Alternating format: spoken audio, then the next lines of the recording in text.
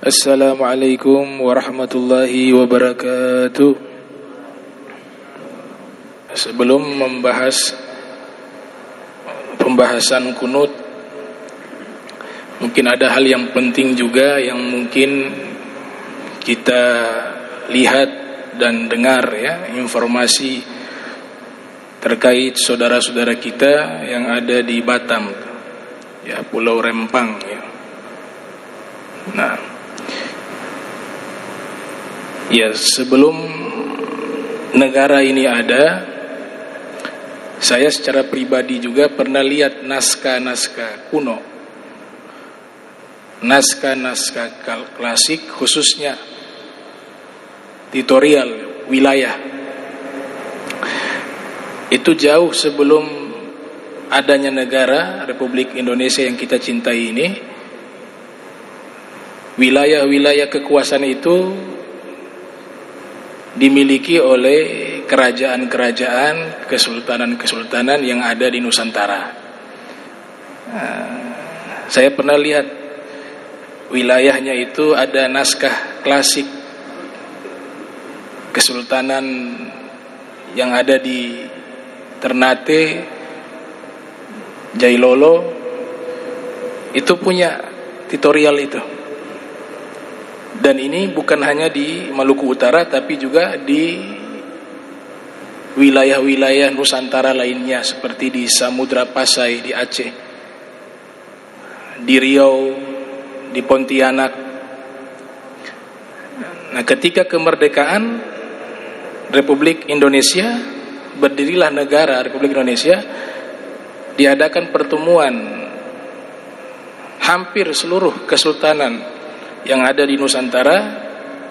Mereka bersepakat untuk masuk ke dalam negara Republik Indonesia. Bahkan ada beberapa kesultanan mewakafkan harta kesultanan, aset kesultanan untuk diberikan kepada negara Republik Indonesia. Salah satunya di Pontianak itu di asetnya diberikan kepada negara. Nah, ada tanah atau wilayah yang memang sudah turun-temurun, sebenarnya menjadi cagar budaya, apalagi sudah beratus-ratus tahun yang lalu. Kita kenal dengan istilah tanah adat, dan yang menghuni penduduk lokal asli. Itu sebenarnya di dalam hukum Republik Indonesia dijadikan sebagai cagar budaya, kampung tua, tanah yang ditempati sudah beratus-ratus tahun turun-temurun. Itu harusnya menjadi satu cagar budaya. Kalau sudah menjadi cagar budaya, tidak bisa diperjualbelikan. Dia masuk kepada publik sosial. Sebelum hadirnya aturan mengenai pertanahan, itu Belanda jauh-jauh hari sudah membuat aturan tentang pertanahan. Karena kita ketahui bahwa Belanda ini dengan koloni-koloninya yang lain, Portugis, itu mereka juga membuat aturan yang menguntungkan mereka tentang masalah pertanahan.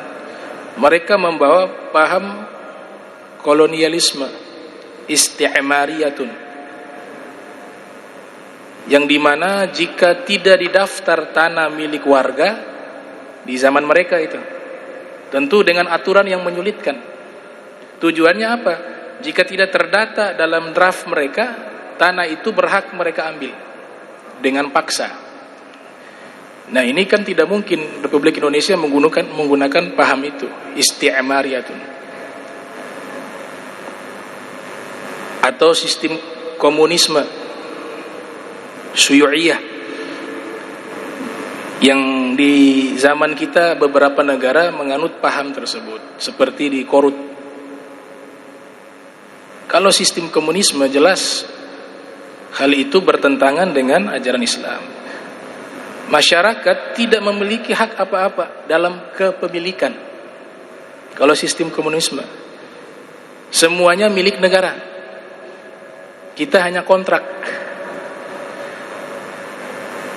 Sistem ini masih diterapkan di beberapa negara komunis, seperti di Korea Utara, di Cina. Nah, turun-temurun ini warisan, mereka tinggal di situ. Kemudian yang mereka huni di Batam itu, Pulau Rembang itu, yang saya baca di buku sejarah Melayu itu. Nah, mereka itu pejuang-pejuang, turunan para pejuang. Sudah menghuni kurang lebih dari tahun 1720 Masehi. Berarti sudah beratus-ratus tahun. Dan lokasi tersebut kurang lebih ada 16.000 sekian hektar. 3 suku yang menghuni di situ. Disebut suku darat sebagai suku asli, suku laut, kemudian yang ketiga Melayu. Melayu ini di bawah Kesultanan Riau, dipimpin oleh Sultan Sulaiman Badrul Alam Shah I di zaman itu, tahun 1720 Masehi. Sangat lama ya jaraknya. Nah, ulama-ulama kita sudah membahas masalah negara sudah ribuan tahun yang lalu. Itulah hebatnya agama Islam.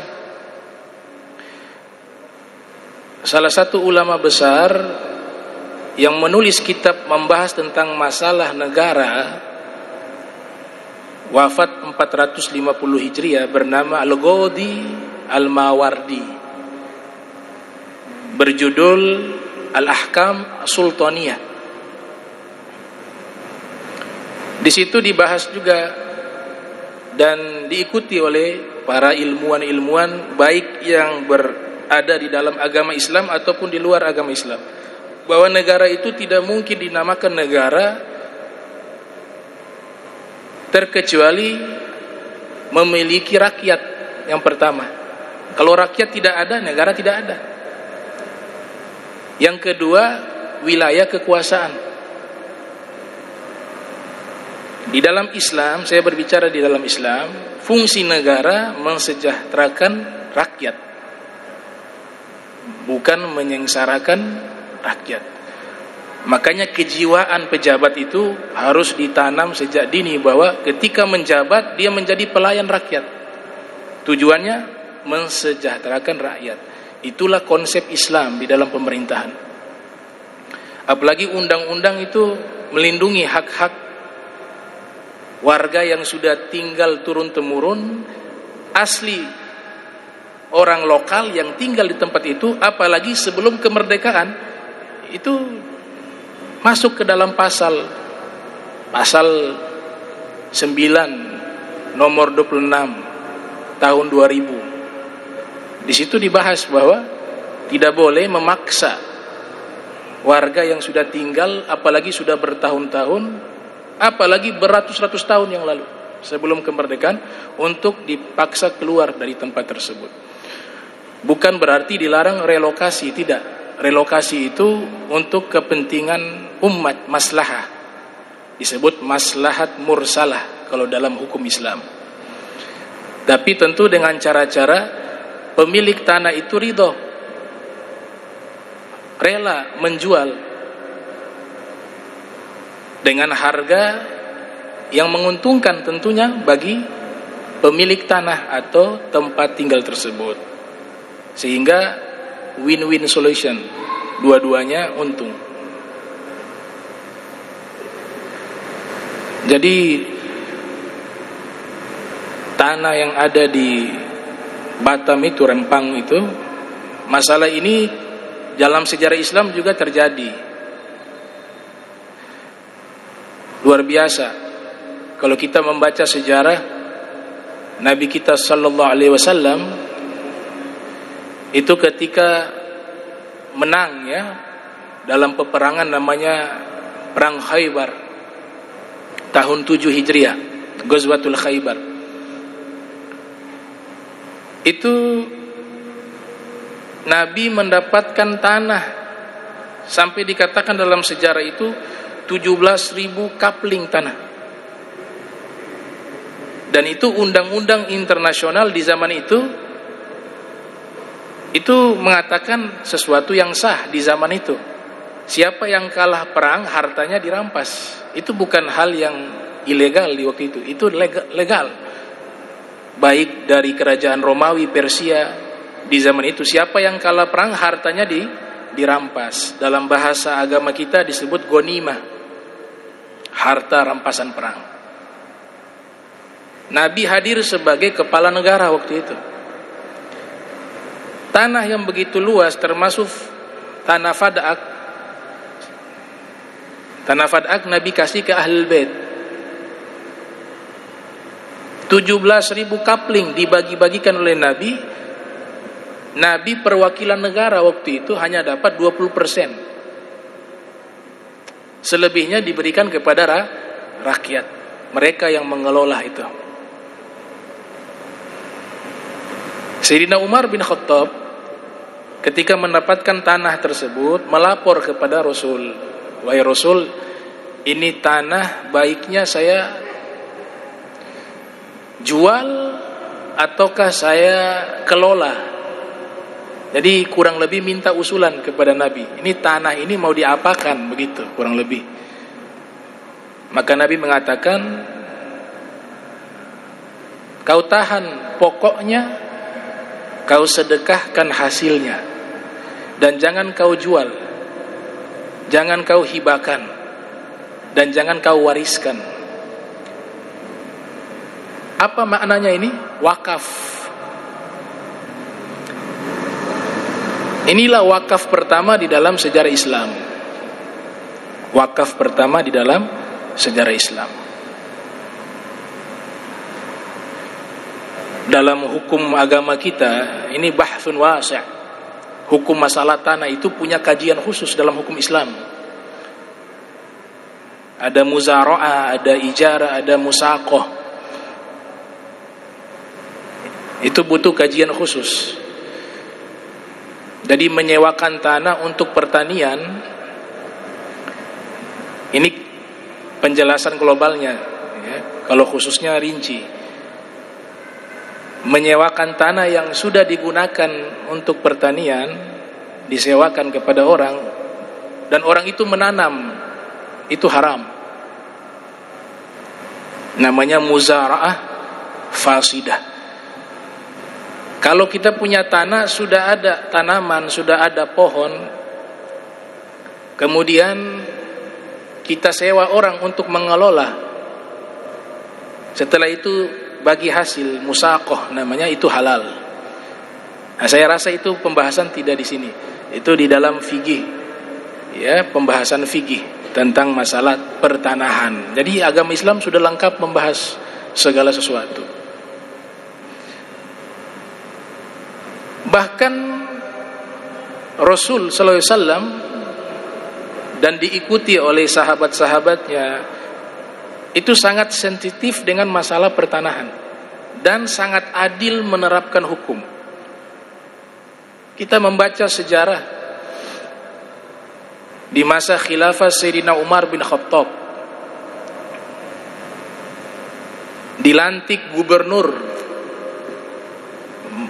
memimpin Mesir Ammar bin As. Sayyidina Ammar atau Ammar bin As ini jadi gubernur di Mesir. Bangun istana untuk pemerintahannya. Di hadapannya itu ada gubuk tua dihuni oleh seorang tua Yahudi. Gubuk tua. Ammar bin As melihat ini pemandangan yang kontras, dibangun istana yang megah, di hadapannya masih ada bangunan gubuk tua milik orang Yahudi. Maka berinisiatif Ammar bin As ingin membeli tanah tersebut,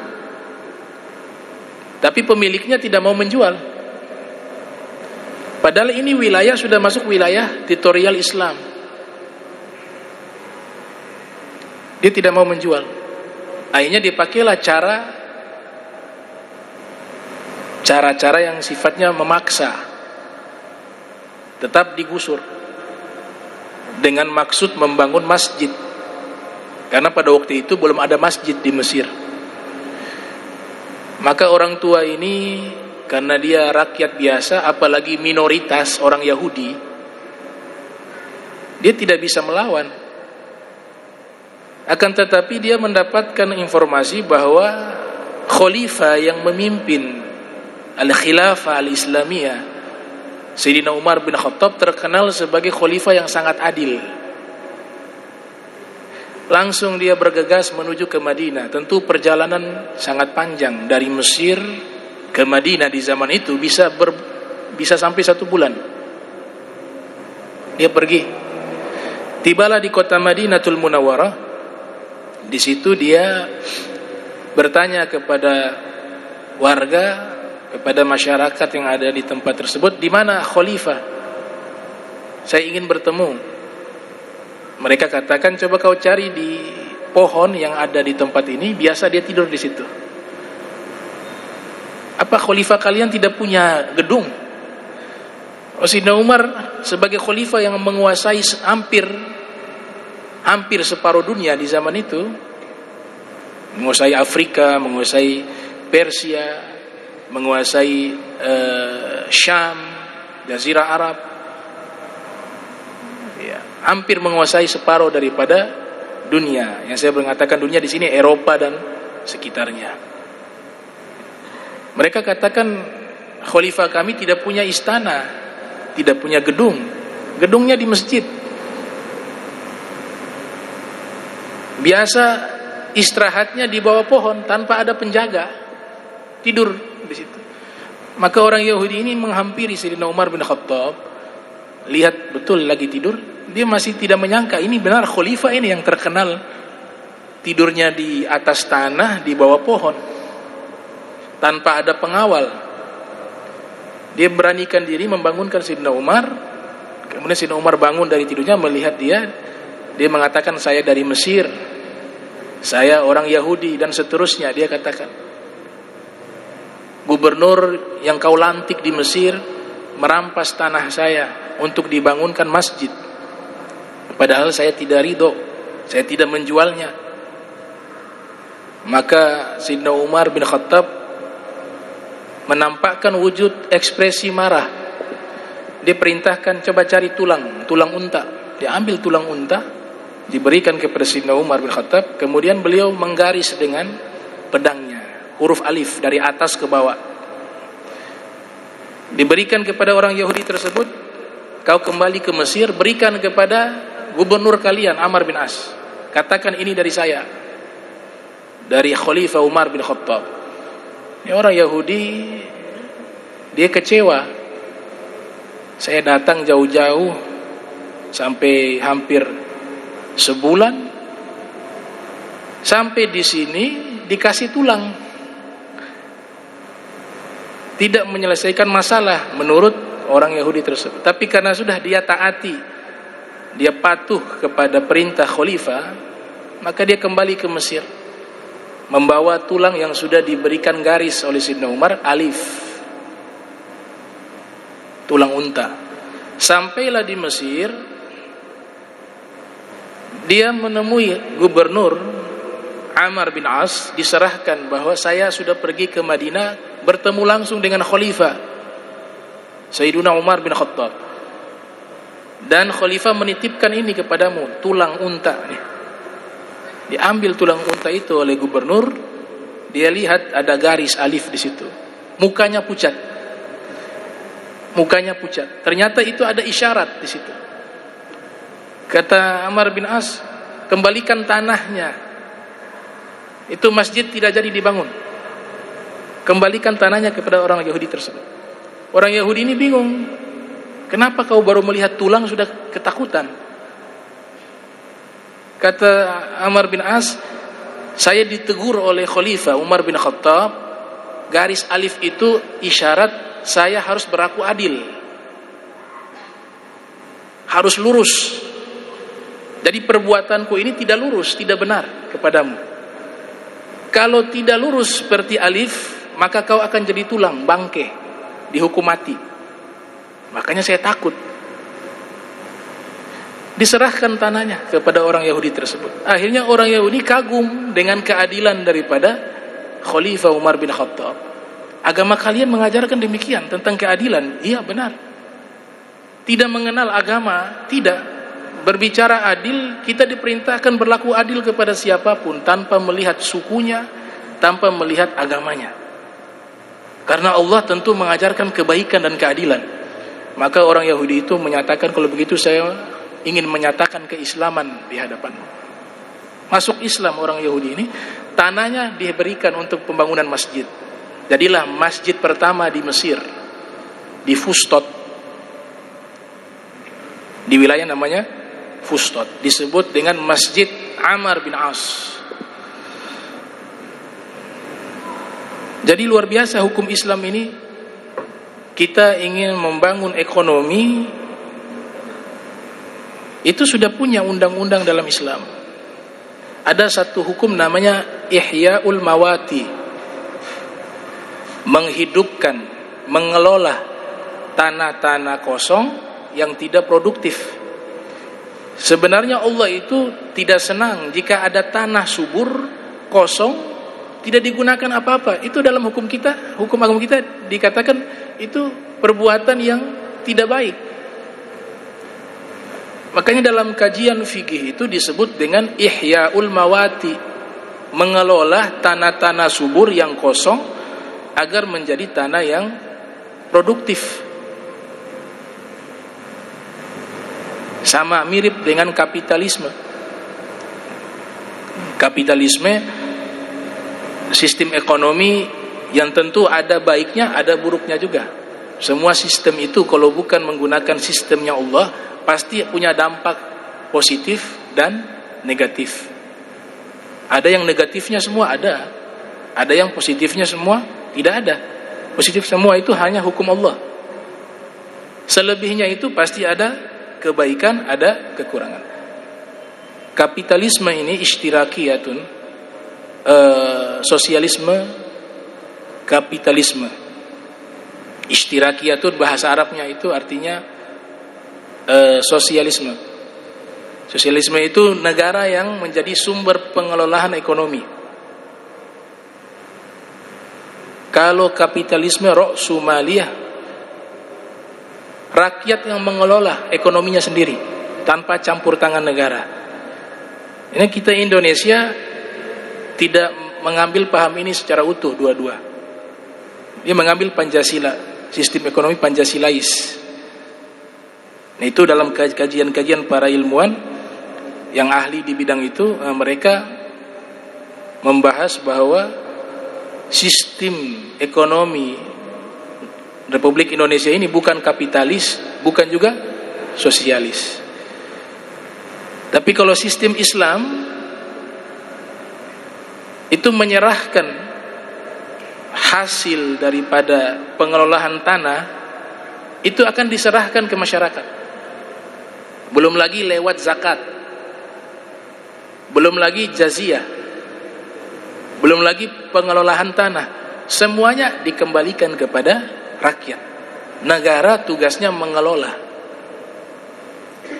Itu yang diterapkan oleh Nabi kita Muhammad sallallahu alaihi wasallam. Makanya tertulis dalam sejarah, pernah satu masa, di masa khilafah Sayyidina Umar ibn Abdul Aziz, seluruh masyarakat kaya raya, minimal tidak wajib terima zakat. Sampai-sampai zakat itu disalurkan kepada orang yang berhak menerima zakat, tidak ditemukan seorang pun. Padahal memimpinnya sebagai khalifah itu hanya dalam periode 2 tahun saja, tahun 99 Hijriah sampai 101. Itu pun beliau wafat tahun 101 Hijriah. Itu terbukti bahwa hukum Islam itu solusi. Hukum Islam itu solusi. Jangan dulu berbicara khilafah Islamiyah, terlalu tinggi. Kalau bicara khilafah, ada saudara-saudara kita di beberapa organisasi berbicara khilafah Islamiyah. Ulama-ulama kita tidak sibuk membahas itu karena itu satu perkara yang sangat besar. Sangat besar. Dan secara alami juga suatu saat akan muncul khilafah Islamiyah dipimpin oleh Imam Mahdi. Tapi di zaman kita ini kita harus realistis. Terapkan dulu hukum Islam secara total. Negara kita ini sudah menerapkan hukum Islam. Saya tidak sependapat juga mengatakan bahwa ini bukan negara Islam, itu salah. Memang benar sistemnya bukan negara Islam, demokrasi. Tapi hukum Islam difasilitasi. Ada yang mengurus zakat, Basnas. Belum lagi yang lain-lainnya. Mengurus masalah ibadah haji, umroh, masalah warisan, masalah pernikahan, masalah hibah, itu kan hukum Islam. Hukum Islamnya sudah diterapkan di Indonesia, tapi belum total 100%. Begitu penjelasannya. Dan itu butuh waktu. Dalam sejarah orang-orang Nasrani, orang-orang Yahudi justru lebih senang dengan hukum Islam. Karena hukum Islam itu menjaga hak-hak mereka. Sayyidina Umar bin Khattab ketika membebaskan Palestina yang sebelumnya di situ dikuasai orang Yahudi, orang Nasrani, tidak ada satupun tempat ibadah yang dirubah menjadi masjid di saat waktu itu. Dan penganut agama Nasrani Yahudi, mereka tetap diizinkan tinggal di situ dan melaksanakan ibadah mereka sesuai dengan keyakinan mereka tanpa ada yang diganggu. Hal yang sama dilakukan oleh Muhammad Al-Fatih ketika membebaskan Konstantinopel. Tidak diusir, yang Nasrani tidak diusir, yang sebelumnya dikuasai oleh Bizantium, Romawi. Tapi ketika dikuasai, diberikan hak-hak mereka dan seterusnya. Nah, ini satu manhaj yang diajarkan oleh Nabi kita Muhammad sallallahu alaihi wasallam. Gitu. Kita kenal dalam beberapa riwayat masalah tanah ini itu menjadi perhatian khusus. Lebih sejengkal saja itu dituntut di yaumil qiyamah. Kita ngambil hak tanahnya orang satu jengkal. Itu Nabi katakan dalam riwayat Muslim, lahir 204 Hijriah, wafat 261 Hijriah, Imam Muslim menyebutkan dalam sahihnya, man akhadha shibran minal ard tawaqahu Allahu iyahu yaumal qiyamah min sab'i ardin. Siapa yang mengambil sejengkal tanah milik orang lain, maka di hari kiamat Allah kalungkan 7 lapis bumi di lehernya di yaumil qiyamah. 7 lapis bumi dikalungkan, tawaqa. Begitu juga ketika Nabi berkhutbah, khutbah haji perpisahan. Nabi mengatakan, innama dima'akum wa amwalakum wa a'radakum haramun alaikum kahurmati yaumikum hadha fi syahrikum hadha fi baladikum hadha. Sesungguhnya darah kalian, harta-harta kalian, kehormatan kalian diharamkan di hari ini atas kalian, sebagaimana diharamkan di hari ini, di bulan ini, dan di negeri kalian ini. Jadi Nabi sudah menyatakan haram. Oleh sebab itu hukum Islam ini kalau kita berbicara, dia kembali ke 5 hal, kata Imam Syatibi. Tujuan adanya hukum syariat itu kembalinya ke 5 hal, disebut dengan al-maqasid asy-syar'iyyah. Al-Imam Syatibi menyebutkan di dalam kitab Al-Muwafaqat, 5 hal itu: hifdzuddin, menjaga agama. Syariat datang untuk menjaga agama. Yang kedua, hifdzun nafs, menjaga jiwa. Oleh sebab itu diharamkan membunuh. Jangankan kepada manusia, kepada hewan sekalipun dinyatakan sebagai orang yang melakukan pelanggaran. Tentu membunuh hewan-hewan yang diharamkan untuk dibunuh, karena ada hewan-hewan yang memang Allah ciptakan untuk kita konsumsi, itu tidak dilarang. Tapi ada hewan-hewan yang Nabi atur di situ, para ulama sebutkan untuk tidak boleh kita membunuhnya. Kalau hewan saja kehormatannya, nyawanya dijaga, bagaimana dengan manusia? Yang ketiga, hifdzul mal, menjaga harta. Harta siapapun tidak boleh kita ambil. Sedikit apalagi banyak. Sedikit saja sudah haram, apalagi banyak. Muncullah hukum, namanya hukum potong tangan. Kalau yang mencuri dengan syurutnya, itu bukan melanggar HAM, justru itu menjaga hak asasi manusia. Karena orang yang mencuri itu tidak juga menjaga haknya orang, melanggar haknya orang. Jangan kita lihat bentuk hukuman, tapi kita lihat efek dari hukuman itu. Itu disunahkan orang yang sudah balik menyaksikan tuh, bagaimana dipotong tangannya. Tujuannya apa? Kenapa harus dihadirkan orang untuk menyaksikan? Agar yang menyaksikan itu tidak ada niatan mengambil haknya orang. Kalau ini terlaksana, maka keamanan akan terjaga. Begitu juga kisos. Kisos bukan dalam rangka melanggar hak asasi manusia, tapi sebaliknya dalam rangka menjaga hak asasi manusia. Karena orang yang membunuh, dia telah melanggar hak asasi manusia. Kemudian hukum kisos berlaku, dia juga dihukum mati, disaksikan juga oleh orang-orang yang balik, yang akalnya sehat. Muncul efek jerak. Efek jeraknya apa? Dalam hatinya gak ada niat mau menyakiti orang, apalagi sampai mau membunuh. Terciptalah keamanan. Makanya di beberapa negara Islam menggunakan hukum Islam, ada negara Islam itu menjual senjata bebas, legal, senjata. Tapi data kriminal pembunuhan, pencurian justru sangat minim. Kenapa demikian? Karena ada hukum Islam.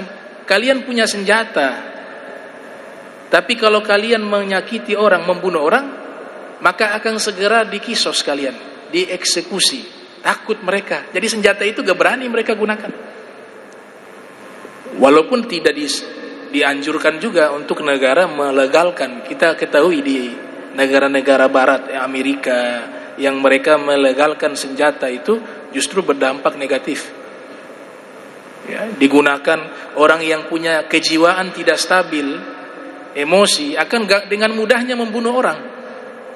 Kita baca berita kan, sekolah anak SD, sekolah anak TK, itu banyak jadi korban serangan orang dengan senjata. Tapi yang saya maksud di sini, hukum Islam itu bukan melanggar hak asasi manusia, tapi hukum Islam justru menjaga hak asasi manusia. Dan ini ulama kita sudah bahas ribuan tahun yang lalu, sudah dibahas. Kemudian menjaga apa lagi? Hifdzun nasl, menjaga turunan. Oleh sebab itu kita diharamkan yang namanya menghilangkan keturunan. Ada KB itu mengatur, ya, bukan menghilangkan gitu, mengatur. Mengatur gak apa-apa. Punya rencana anak 2, 3, 4, 5. Tapi kalau mengangkat rahim dengan tujuan tidak mau ada keturunan, itu diharamkan. Terkecuali dalam faktor kesehatan. Dari medis mengatakan dia punya penyakit kecuali harus diangkat rahim, dia bisa. Atau dia kalau hamil nanti berdampak buruk bagi dirinya, bisa saja dia meninggal, ini sang ibu, dan seterusnya. Itu dikecualikan. Tapi tujuannya adalah menjaga nasl. Yang kelima, hifdzul aql, menjaga akal. Hadirnya hukum Islam menjaga akal manusia agar tidak rusak. Sebab itulah diharamkan khamar. Sebab itulah diharamkan narkoba. Nah, hukum syariat itu kembali ke lima ini tujuannya. Dan puncaknya ke satu, satu tujuan puncaknya, is'adul insan fid darain, memberikan kebahagiaan kepada manusia di dunia maupun di akhirat. Itu dia punya inti, kembali ke satu itu. Makanya doa tuh sahabat baca. Ada satu orang baru masuk Islam, dia menyaksikan para sahabat kalau berdoa panjang-panjang. Yang ini doanya panjang, yang ini panjang. Sedangkan dia baru masuk Islam, baru belajar Islam. Yang dia hafal satu doa, Rabbana atina fid dunya hasanah wa fil akhirati hasanah wa qina adzabannar. Tapi kalau mendengar sahabat yang lainnya baca doa, minder. Doa mereka panjang-panjang. Saya hafal doa Rabbana atina fid dunya hasanah wa fil akhirati hasanah wa qina adzabannar. Akhirnya dia memberanikan diri bertemu dengan Nabi. Kemudian dia bertanya, dia menyampaikan kepada Rasulullah SAW, wahai Rasulullah, saya ini minder. Kalau berdoa itu saya minder. Kenapa? Ini yang lainnya, sahabat-sahabatmu kalau berdoa panjang-panjang. Sedangkan saya doanya yang saya hafal satu. Kata Nabi, apa yang kau hafal doa tersebut? Rabbana atina fid dunya hasanah wa fil akhirati hasanah wa qina adzabannar. Yang intinya, ya Allah berikan kebaikan padaku di dunia, di akhirat, dan jauhkan aku dari api neraka. Maka Rasul sallallahu alaihi wasallam tersenyum mengatakan, kamu tahu tidak doa mereka yang panjang-panjang itu, ya dia kembali ke doa itu. Semua doa yang panjang kembalinya ke 3 poin tadi, bahagia di dunia, bahagia di akhirat, dijauhkan dari api neraka. Nah, itu syariat is'adul insan fid darain, memberikan bahagia kepada manusia di dua alam. Jadi bukan hanya bahagia di dunia, tapi lupa akhirat.